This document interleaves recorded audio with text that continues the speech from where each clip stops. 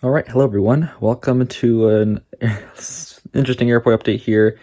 This is an airport that I've kind of just kept secret that I've been making over the past 2 weeks. Nothing too special, it's just a fictional airport, but since I love making airports and I wanted to try some new things in this airport, I just decided to make it. Not going to be an airport that I really show on the channel much, just kind of a for fun make because I like making airports, and I just decided to make this one. So this is probably going to be one that I will use on mainly Instagram and on the Model Airliner forum, and I'll do updates of this airport there.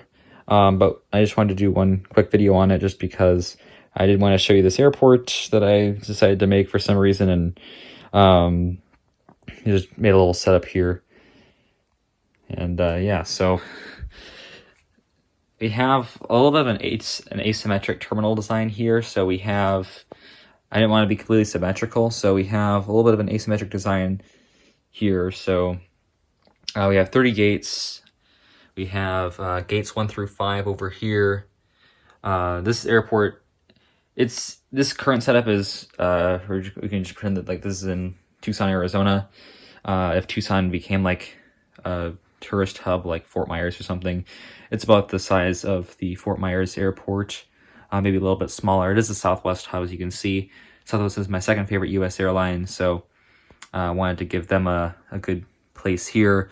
This airport can be used for many different scenarios. Like, I'm considering doing maybe like a Canadian airport here, or something like an Alaska hub or something, but those won't be on YouTube. Those will probably be on the Model Airliner forum or on my Instagram, depending on what I choose to do with it. I know I haven't been very active on Model Airliner forum.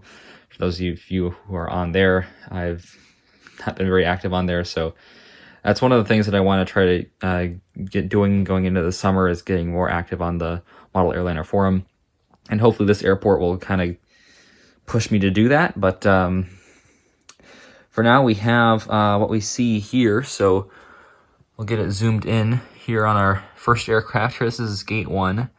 We have this Spirit A320. This one came in from Houston, and it will be heading out to, send this guy out to, what's a Spirit? It's a good place for Spirit. We'll send it out to Dallas. The 2 Texas routes for Spirit A320. Here we have the Breeze E195. This one will be heading out to San Francisco. This one came in from LAX. Here we have the United A319, which is on the turn from Denver today. And here we have the Allegiant A319, and this one came in from Des Moines. It will be heading out to Cedar Rapids. Or sorry, no, not Cedar Rapids. That'll be heading out to Omaha. So, yeah, these are just 5 gates here. I guess it'll be like a car corral out there where cars could all line up for the entrance of the airport, and that's where it would be, and then security and stuff. So then we have this little hallway here that connects the 2 concourses. And the gates aren't numbered like with like different concourses, so it just goes from 1 through 30. So then we move over to this side. First, getting into the One World Airlines, we have this Alaska 737-900, which is doing the turn from Seattle. Move over to the other side here. We have the American 737-800, which is on the turn from Dallas, and the American A320, which is on the turn from Phoenix. I'm just getting boarded up here. Here we have the Delta E175, which will be heading out to Salt Lake City. Once again, this is on the turn. This airport does have a pretty sizable Delta operation here.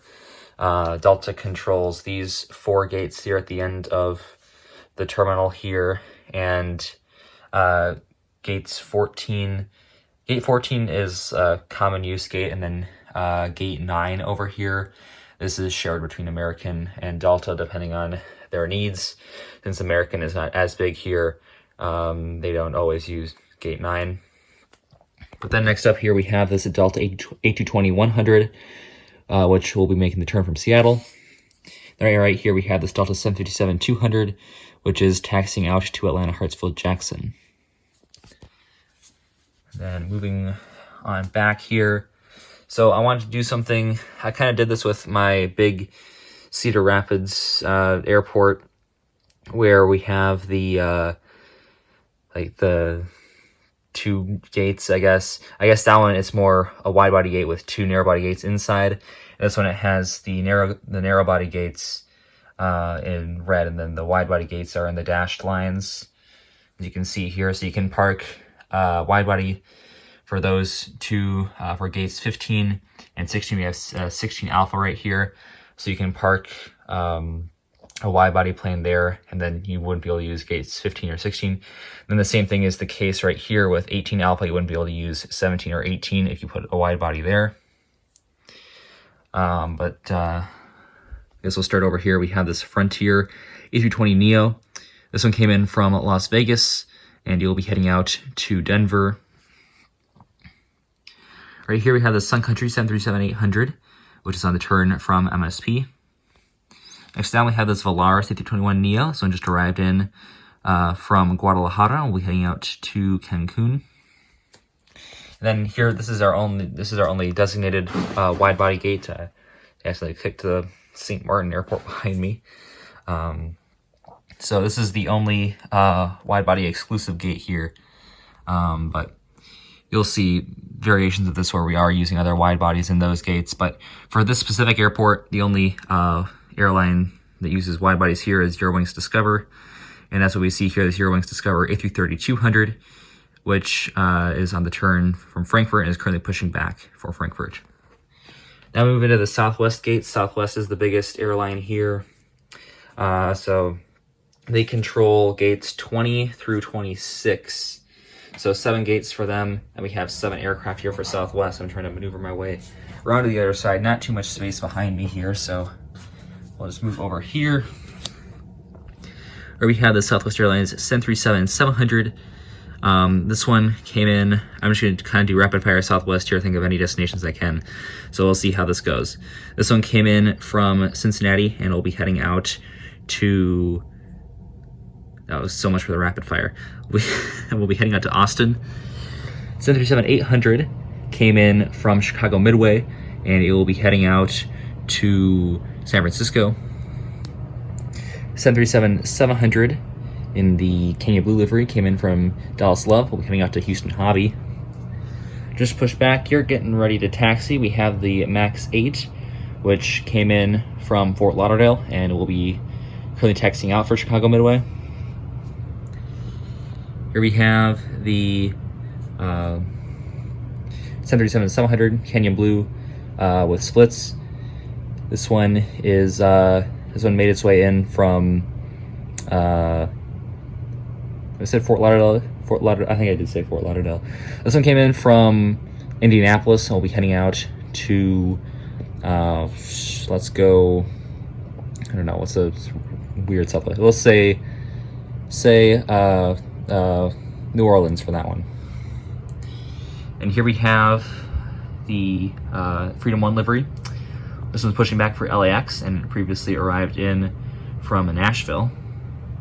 And now over here, actually, this is kind of an interesting pushback situation from gate 26, since you can't really push back there because we have our regional gates here. It kind of has a pushback, and it'll go all the way out here and then around because there's not enough room for it to turn around. That's really only an issue with gate 26, maybe 25, but I feel like with 25 they could just push it out here and then turn it around. But with gate 26, there's not enough room, especially if there's an aircraft parked at 25. They wouldn't really be able to turn that around without hitting the CRJs over here. So we have, speaking of the CRJs, we have a trio of them here.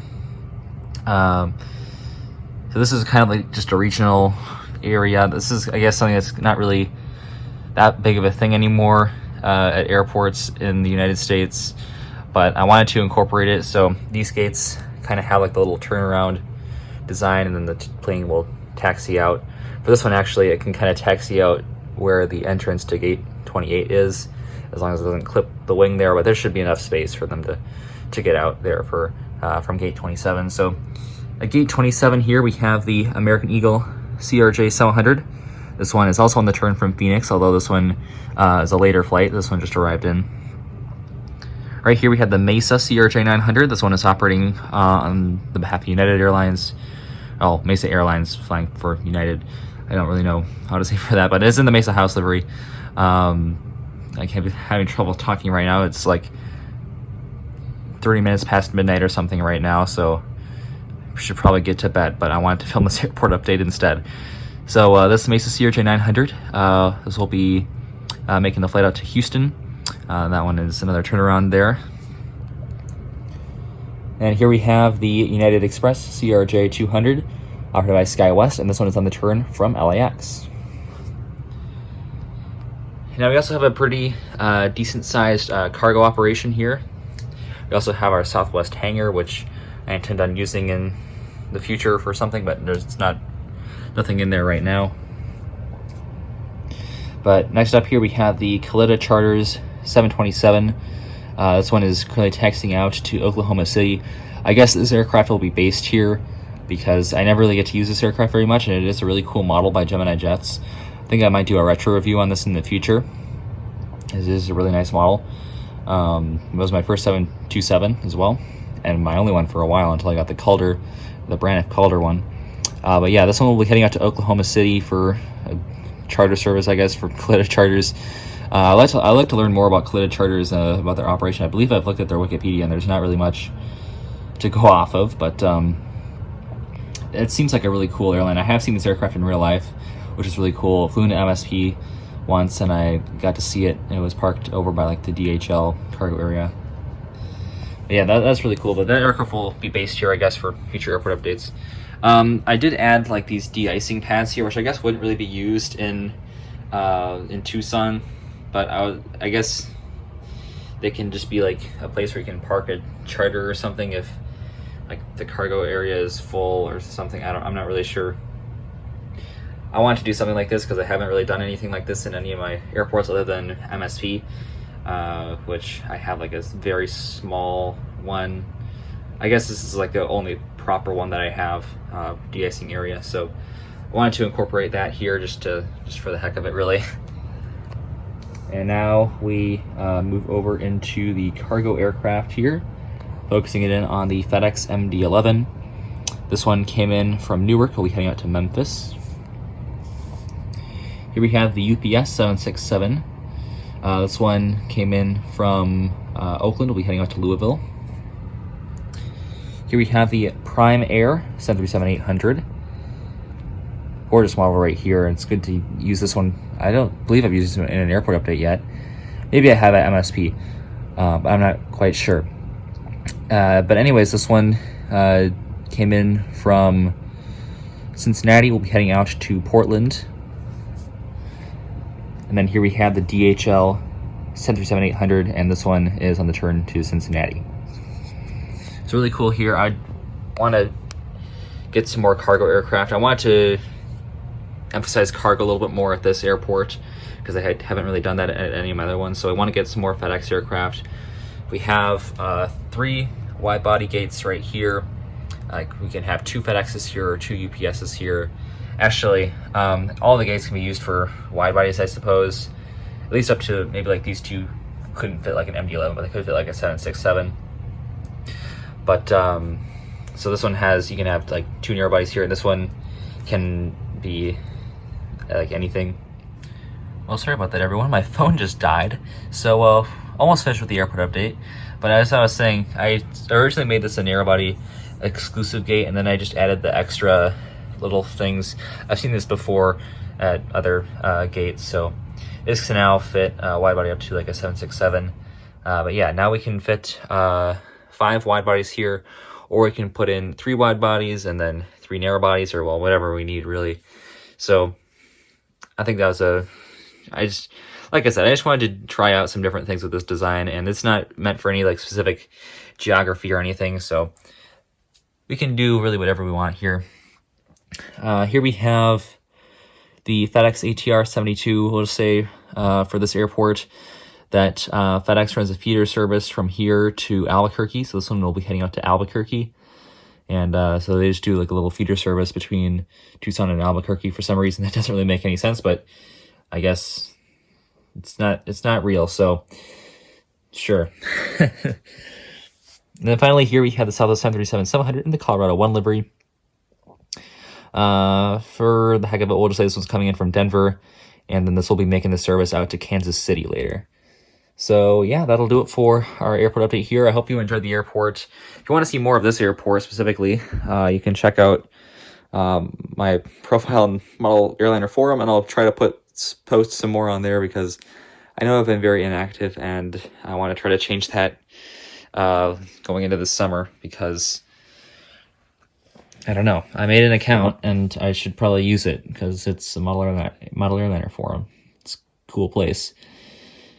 So yeah, that'll do it for this airport update, and I will see you in the model airliner forum perhaps, and I will see you tomorrow. As always, good night. Auf Wiedersehen. That was not supposed to be a marketing ploy for my model airliner forum, and I definitely can't make money off of that anyway, so why would it be? I don't even know what I'm saying anymore, so I gotta go to bed. Blah, blah, blah.